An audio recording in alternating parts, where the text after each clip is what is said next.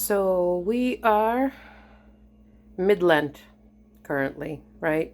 Lent has started, and while I don't really observe myself, it means a lot of fresh seafood specials at my local store. So these are my choices today. Fresh tilapia fillets and lobster tails, believe it or not, were on sale. So these are my lunches for the week, and I will show you how I'm going to prepare them very simply. I'm going to roast them in the oven with a little bit of seasoning, and I'm going to top them with some green sauce that I love, which I will show you in a little bit. See you shortly.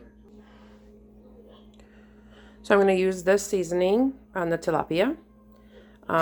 This one is Trader Joe's, but you can find any other chili lime blend, and that will work just fine. And then the sauce that I'm going to use is this excellent jus sauce from Trader Joe's also, but you can use any green sauce. This one is slightly spicy and is delicious on fish.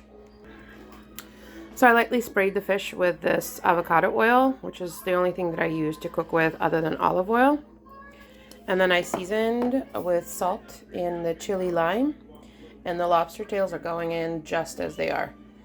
And I'm going to cook them on 400 degrees Fahrenheit for about 20 minutes.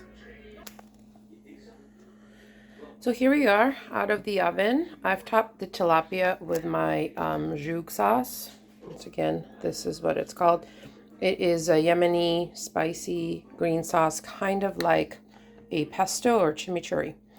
I'm going to serve the fish fillets with a simple roasted vegetable side for a low carb option, but any side would do.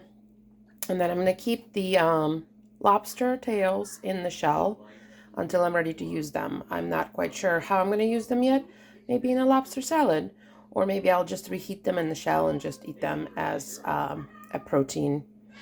This is my Lent-inspired meal prep for the next 4 days.